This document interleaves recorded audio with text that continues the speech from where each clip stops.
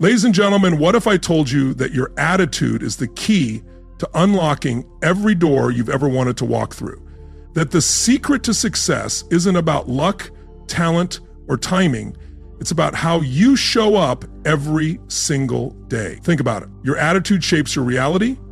It determines how you face challenges, how you interact with others, and how you navigate the highs and lows of life. So what if you could train yourself to have a winning attitude no matter what life throws your way?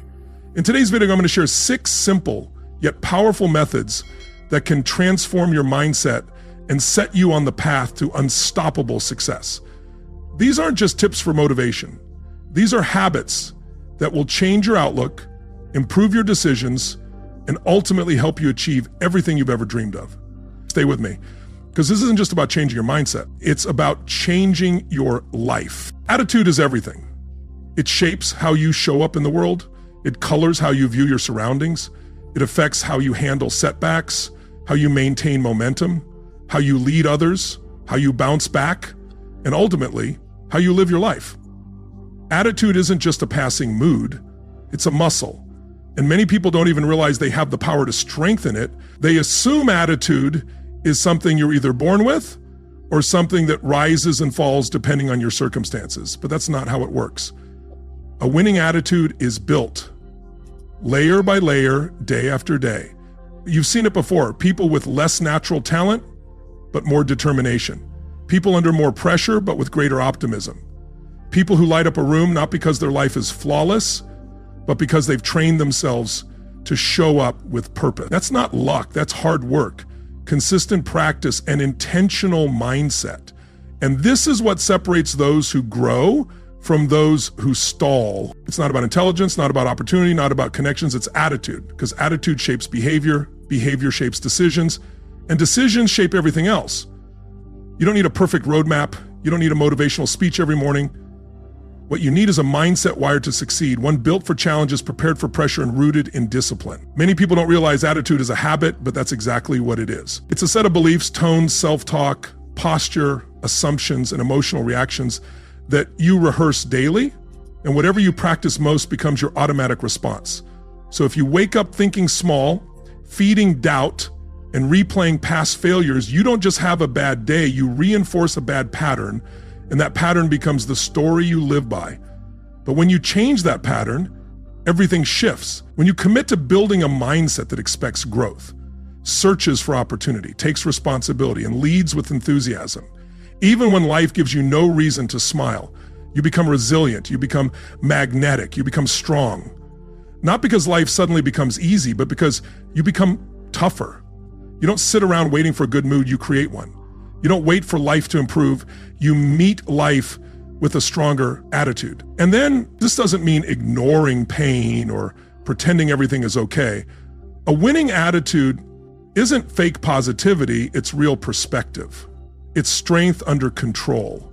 It's the choice to face reality without surrendering to it.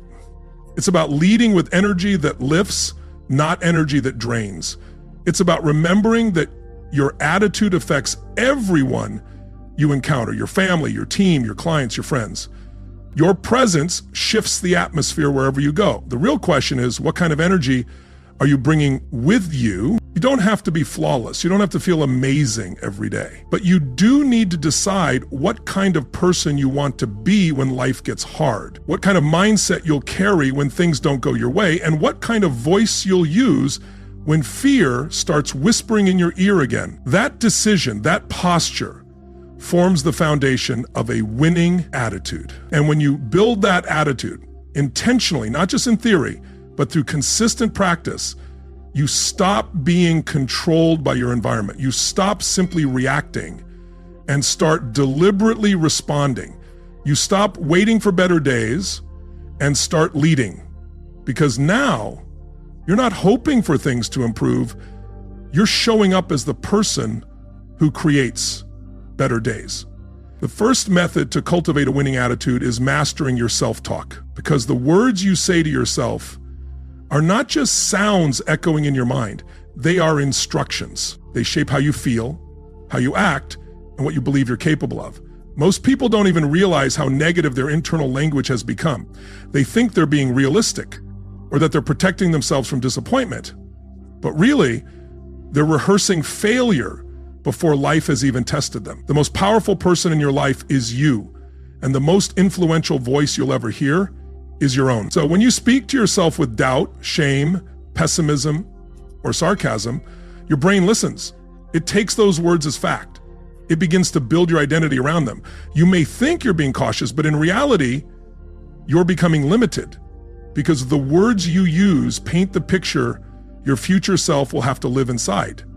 That's why you have to audit your language, the tone, the phrasing, the assumptions you carry. If someone else spoke to you the way you speak to yourself in your lowest moments, would you want them in your life? If the answer is no, then why let that inner voice take the lead?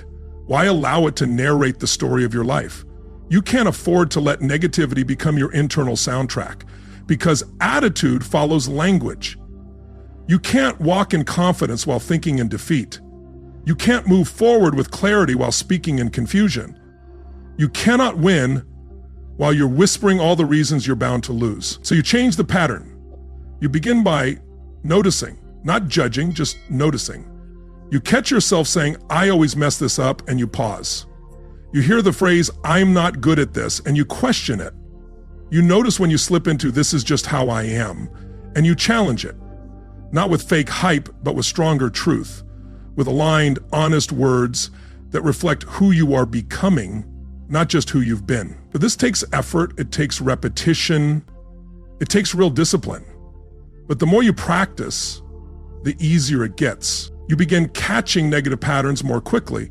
You start rewiring your brain in the moment. You replace judgment with leadership, shame with strength, pessimism with possibility. You begin speaking with direction, with intention, using words that build rather than break, words that energize rather than drain. You don't have to wait until you feel good to speak powerfully. You speak powerfully so you can begin to feel different. You lead yourself with your language. You don't need to be loud. You don't need to recite mantras. You just need to tell yourself the truth in a way that lifts you, not limits you.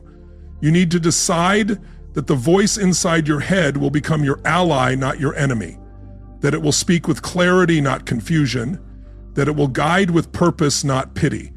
When you build this habit, your entire day transforms. You stop fearing challenges. You start talking to yourself like someone who's built for them. You stop shrinking when things get uncomfortable. You start coaching yourself through the discomfort. You stop spiraling in fear. You begin grounding yourself in focus. And over time, that inner voice becomes automatic. It becomes familiar. It becomes your default, not because life suddenly gets easier, but because you've trained your mind to respond differently. You don't need to be flawless. You don't need to win every single day, but you do need to stop allowing your inner language to keep you stuck. So write yourself a better script and repeat it until you believe it, until it feels like it belongs to you, until it sounds like strength. Because the voice you believe the most is the one you hear the most. Make sure that voice is building something you actually want to live inside. The second method to cultivate a winning attitude is shifting from expectation to appreciation. Disappointment doesn't come from what happens. It comes from what you expected to happen. You thought it would be easier. You thought it would happen faster. You thought others would support you. You thought it would work on the first try. And when it didn't, you didn't just feel the setback. You felt robbed. You felt let down. You felt like life failed you. But the truth is, life didn't fail you. Your expectations did. They weren't necessarily wrong, but they were unexamined. They were built on assumption, not on strategy. If you live inside expectation without awareness, your attitude will always be fragile. It will swing up or down based on how closely the world matches the picture in your mind. Appreciation, on the other hand, is steady. It doesn't demand, it recognizes, it amplifies what's working, even when there's still more work to be done. It says, I may not be where I want to be yet, but I'm grateful I'm not where I used to be. It says, I'm not owed anything, but I've been given much. That mindset, that practice, creates energy that lasts. It doesn't just make you feel good, it makes you resilient. A winning attitude is never born from entitlement. It's born from gratitude. The people who survive the hardest seasons, the ones who keep growing, who stay clear and consistent, they've learned how to find something to appreciate no matter what's happening around them. Not because everything is okay, but because they refuse to hand over their power to circumstances. They've trained their minds to focus on progress, not just perfection, to see lessons, not just losses, to see people, not just problems, to wake up every day and search for what's right, not only what's missing. That shift isn't weakness, it's power, because it keeps you in the game even when everything around you is telling you to be bitter, angry, hopeless, or ready to give up. You don't have to ignore pain to practice appreciation. You don't have to pretend everything is perfect. You just have to look for what's good, for what's useful, for what's growing. You have to stop replaying everything that's wrong and start reinforcing what's right, even if it's small, even if it's quiet, even if no one else notices yet. You begin appreciating the chance to show up again, the lesson in the setback, the people who stayed by your side, the small progress you've made, the growth you've seen in your mindset, the discipline you didn't used to have, the simple fact that you're still standing, still trying, still breathing, still building. Gratitude isn't just something you feel, it's something you practice. It's a muscle you strengthen, you write it down, you speak it aloud, you train your eyes to search for it, you train your brain to feed on it, and the more you practice it, the more accessible it becomes, the more natural it feels, the more your attitude becomes rooted in what's true rather than what's lacking. The shift shields you from bitterness, from burnout, from the false story that says, if it's not happening the way I imagined, it's not worth it. Gratitude pulls you out of that trap. It anchors you in what's working. It reminds you why you started. It keeps your heart soft even when the world feels hard. It gives you access to strength without needing things to be perfect, because perfect never comes. Perfect doesn't exist, but presence does, progress does. And when your attitude is built on appreciation instead of expectation, you stop resenting the process and start cooperating with it. You no longer need constant wins to feel worthy. You stop waiting for the world to line up perfectly before you show up with peace and purpose. So you build this habit. You make gratitude your default, not Sunday, not just on holidays, not only when things go smoothly, but every day, consistently, intentionally, even when it's hard, especially when it's hard. Because gratitude isn't just a response to good things, it's a seed that produces them. The third method for cultivating a winning attitude is learning to stop taking things personally. The moment you internalize everything, you surrender your power. You turn every challenge into a personal attack, every delay into a statement about your worth, every disagreement into a rejection of who you are. When that becomes your pattern, your emotional life turns chaotic. Every day becomes a battle to defend your identity from imagined threats. The truth is, most of what happens around you has very little to do with you. People aren't thinking about you nearly as much as you think they are. They're navigating their own struggles, their own fears, their own wounds. And when you begin to see life through that lens, everything softens. You don't stop caring, but you stop collapsing. A winning attitude is built on resilience, not fragility. It doesn't shatter every time someone misunderstands you. It doesn't fall apart when there's no applause. It doesn't waste energy inventing complicated stories about why things went wrong or what someone really meant. It doesn't turn every inconvenience into an identity crisis. What you need is thicker skin, not a colder heart, but a stronger filter, a better internal boundary. So when the world throws criticism, confusion, or chaos your way, you can stay grounded. You can say, that's not mine to carry. You can remind yourself that's about them, not me. You can face a tough moment and say, this is difficult, but it doesn't define me. When you take everything personally, your vision blurs. You react instead of respond. You speak from pain instead of principle. You spiral over things that don't deserve your energy. You create meaning where there was only misunderstanding, and that costs you clarity, peace, and power. But when you learn to zoom out, to pause, breathe, and separate who you are from what's happening, you become more steady. You can hear feedback without folding. You can navigate conflict without combusting. You can handle critique without letting it fracture your self-worth. You stop being so easily offended, not because you've stopped caring, but because you've realized that offense is a choice. Being triggered doesn't mean you have to react. Other people's words only cut deep when they hit an unhealed wound. And when you understand that, you start healing instead of reacting. You stop giving strangers access to your nervous system. You stop letting people who don't truly know you shape your narrative. You stop letting one bad moment spiral into a bad mood, then a bad day, then a bad identity. You stop absorbing what doesn't belong to you. This habit takes self-awareness, humility, and grace.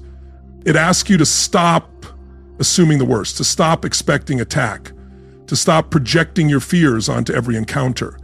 You learn to slow down the story, to ask, is this actually about me? You remind yourself, I don't have to accept every opinion as truth. And when you begin living this way, your attitude becomes bulletproof. You don't crumble every time the wind changes direction. You don't waste hours overanalyzing a comment, an email, or a conversation. You let things move through you. You take what's useful and leave the rest behind. You begin to lead from a calm, steady place. This doesn't make you cold. It makes you clear. It makes you efficient, keeps you focused, and protects your peace, because now your energy is directed toward growth, not defense, toward creativity, not insecurity, toward leadership, not self-preservation. When you begin to train this habit, you pause before you internalize, you breathe before you react, you ask better questions, you remind yourself that you don't have to take things personally just because they hurt. Not everything painful is personal. Sometimes it's just life. And life is not obligated to protect your ego. But you are responsible for protecting your own power. The fourth method to cultivate a winning attitude is to take full ownership of everything within your control and release everything that isn't. And this is where personal power lives. Not in pretending life is perfect, but in refusing to be passive. Not in controlling every detail, but in leading yourself through every storm. Ownership isn't about blame. It's about responsibility, maturity, and agency. Most people go through life on autopilot, reacting to circumstances like a pinball, bouncing from trigger to trigger, waiting for the environment to improve before they feel empowered. But if your attitude is tied to what happens around you, it's fragile. It will rise and fall with your surroundings. That's no way to live. That's a reactive existence, not a life of intention. A winning attitude begins with one belief. I am responsible for me, my energy, my effort, my choices, my reactions, my habits, my momentum. No one else is coming to save me. No one else is coming to manage my focus. No one else is going to rescue me from my own excuses. And that belief shifts everything. You stop pointing fingers. You stop waiting for people to behave differently before you step into who you want to be. You stop outsourcing your emotional state to what others do or don't do. You take the wheel. You lead yourself. You say, I don't get to control everything, but I always get to decide how I show up. This habit forces you to stop being a victim of your story and start becoming the author of it. Because it's easy to blame circumstances for a bad attitude. It's easy to say, this happened to me, or they made me feel this way. But the moment you do that, you hand away your power. You become a bystander in your own life. Ownership is the opposite. It says, this is mine to lead, even when it's hard, even when it's unfair, even when it's painful, especially when it's painful. Because pain without ownership becomes suffering. But pain with ownership becomes growth, it becomes fuel, it becomes wisdom. This habit doesn't mean you control others. It doesn't mean you tolerate abuse. It doesn't mean you carry what's not yours. It means you draw a clear line between what you can influence and what you can't, and you pour your energy into the former. You focus on your discipline, your mindset, your tone, your preparation, your planning, your perspective. You stop trying to micromanage the outcome and start mastering your input. You realize you can't force results, but you can shape the conditions that make them possible. You don't wait for external motivation. You build internal alignment. You don't complain about the conditions, you adapt. You respond, you pivot. You don't let obstacles derail you. You reframe them. You turn them into training. You use them to stretch your capacity. This kind of attitude builds confidence, not fake confidence, not puffed up ego, but grounded, quiet, unshakable confidence. Because when you take ownership, you stop wondering if life is going to work out. You start making it work. You stop asking if you're capable. You start proving it. And over time, that proof compounds. Your wins may be small at first, but they grow. Your consistency builds momentum. Your focus deepens. And eventually, the people around you notice.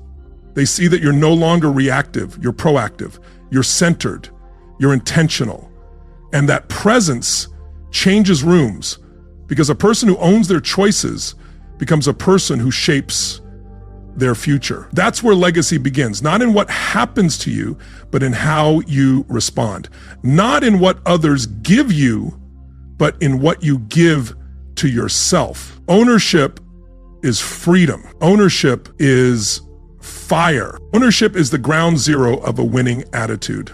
The fifth method to cultivate a winning attitude is to choose discipline over emotion, because the gap between where you are and where you want to be will never be closed by how you feel. It will be closed by what you do. Your ability to do what needs to be done, regardless of how you feel in the moment, is the defining trait of someone who wins consistently. Most people live at the mercy of their emotions. If they feel good, they perform well. If they feel tired, they fall off. If they feel discouraged, they pull back. If they feel unmotivated, they stop showing up. And over time, they begin to build a life that looks exactly like their mood swings. But a winning attitude doesn't come from emotion. It comes from repetition, from structure, from rhythm, from values that override feelings, from actions that align with identity, not passing moods. You can't build anything lasting if you only work when you feel like it. Discipline is what keeps you consistent when your emotions are inconsistent. This doesn't mean you ignore your emotions. It means you don't obey all of them. You lead them, you process them, you feel them, but you don't let them decide what kind of day you're going to have. You don't let them choose your tone, your effort, or your execution. You say, I feel this, but I still act from principle, not from pain. Discipline says, I already decided. That's what makes it so powerful. It removes the daily internal debate. It removes the exhausting back and forth. It removes the question, do I feel like it today? Discipline already answered that. We go anyway. And the more you do that, the easier it becomes, because discipline compounds. It doesn't just build habits. It builds identity. And identity becomes your emotional anchor. When you know who you are, you stop asking your feelings for permission. You start aligning your behavior with the future you're building, not the mood you're in. This is how you gain momentum. Not by waiting for inspiration, but by being dependable. Dependable to yourself, dependable to your vision, dependable to the plan you made when your head was clear. Discipline turns your good days into great ones, and it turns your bad days into average ones. It raises your floor, and that's the key, raising the floor, not just the ceiling. Everyone focuses on the peaks, on the high energy moments, on the big wins. But real greatness is built in your average day. It's not about how high you can go when everything's working. It's about how solid you stay when it's not. Discipline is what makes your average day better than most people's best. And it's trained through the small choices. You wake up when you said you would. You finish the task even though you're tired. You choose the hard thing because it's the right thing. You lead yourself through the dip instead of letting the dip lead you. And every time you do that, you build trust. That self-trust, that's what makes your attitude resilient. You don't need everything to feel right to do what's right. You don't need the perfect setup. You don't need external pressure. You don't need a good mood.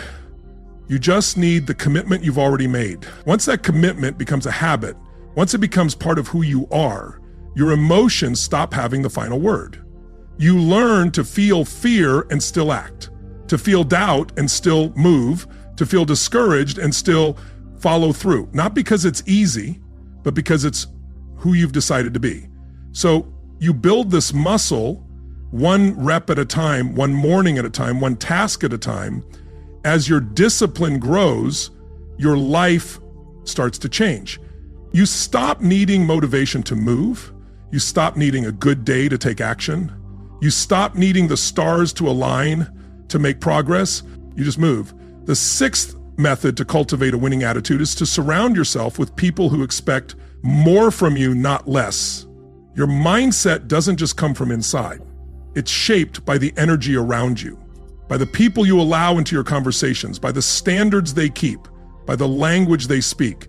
If you spend enough time around people who normalize mediocrity, you'll start lowering your own standard without even realizing it. Attitude is contagious. Mindset is contagious. Energy is contagious. So if you want to grow, if you want to build something strong and lasting, you have to be ruthless about your circle, about who has access to your thoughts, about who you let speak into your vision, about whose approval you chase, and whose standards you start adopting. Most people aren't bad. They're just not building they're not aiming where you're aiming. They're not running at the same pace. And if you try to carry them with you, if you try to water yourself down so they feel comfortable, if you spend all your time explaining instead of executing, you'll burn out. Not because you're wrong, but because you're not aligned. A winning attitude doesn't just need support. It needs challenge.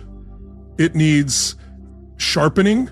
It needs people around you who don't let you off the hook, who won't let you lie to yourself, who aren't impressed by your excuses, who love you enough to correct you, who care about your future more than your feelings. In the moment, this kind of circle doesn't always feel good, but it always produces growth. These are the people who remind you of your standard when you start slipping, who see through your distractions, who call out your patterns, who don't just celebrate your wins. They ask you what's next, not because they're pushing pressure, because they believe in your potential. And it goes both ways. You become this kind of person too. You show up with truth and grace. You encourage, but you don't enable. You support, but you also speak up. You tell your people the truth they need to hear. You raise the temperature in the room, not lower it, to make things easy. You bring clarity when things get cloudy. When you build this kind of environment where growth is normal, where feedback is welcomed, where people talk in vision instead of gossip, your attitude becomes unshakable because you're no longer trying to hold your standard alone. It's supported, it's reinforced, it's mirrored in the lives around you. But if you're the most focused person in your circle is the problem. If you're the only one chasing discipline, the only one talking vision, the only one correcting behavior, you're not in a circle, you're carrying a crowd.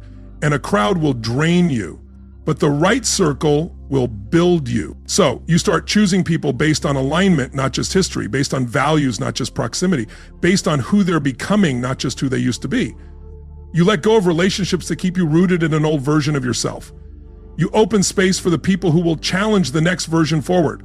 This shift is uncomfortable, but it's essential. You will outgrow people. You will disappoint some. You'll have to walk away from environments where average is enough, but you do it with love, with clarity, with compassion, and with conviction, because you know what's at stake. If you don't, you risk staying where you are. And in doing so, your energy sharpens, your pace increases, your identity stabilizes. You become surrounded by people who believe in your future, who hold you to your word, who challenge your complacency, who speak to your highest self, not just your current state. And that habit of protecting your environment, of curating your conversations, of choosing your circle on purpose is what keeps your attitude from drifting. It reinforces everything else you're building. It makes the hard days easier. It makes the good days more fulfilling. It turns your discipline into culture. You've seen now that a winning attitude is not a gift, it's a choice. Not a feeling, it's a habit. It doesn't come from your circumstances, it comes from your standards. It's not what happens to you that defines your mindset, it's what you decide to do with it. And if you want to live differently, lead differently, perform differently, love differently, then your attitude has to become non-negotiable. Not optional, not seasonal, not mood-based, but foundational, grounded, reliable. And that reliability doesn't show up all at once. It's trained, layered, reinforced. You don't need to master all 6 of these methods overnight, but you do need to start living inside them. You need to start noticing your self-talk and changing it from reaction to leadership. You need to start replacing fragile expectations with resilient appreciation. You need to stop taking things personally and start moving with perspective. You need to own what's yours and release what isn't. You need to lead yourself with discipline when your emotions don't cooperate. And you need to protect your environment like your future depends on it, because it does. All of it matters, all of it compounds, and none of it happens by accident. This isn't about pretending to be positive.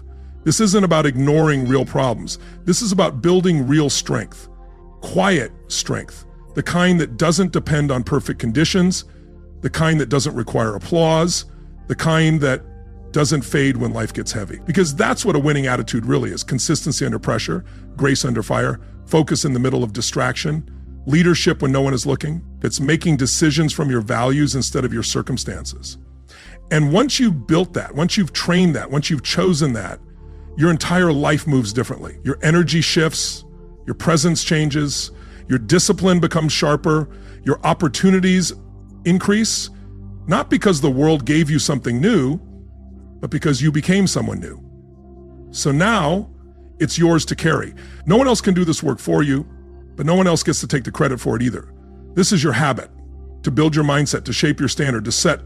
And when you live it daily, not occasionally, you stop chasing greatness. Now that you know the 6 methods to cultivate a winning attitude, the real question is, will you apply them? This isn't just about listening to these strategies. It's about making them a part of who you are every single day. Because when you start living with a winning attitude, you'll notice your confidence grow, your energy shift, and your life begin to unfold in ways you never imagined. Remember, success doesn't come from waiting for the right moment. It comes from creating the right mindset, no matter what's happening around you. So if you're ready to take control of your future and build a life of purpose and achievement, it starts right now. Don't just watch this video. Start using these methods today. The world isn't waiting for you to be perfect. It's waiting for you to show up with the right attitude. Let's go.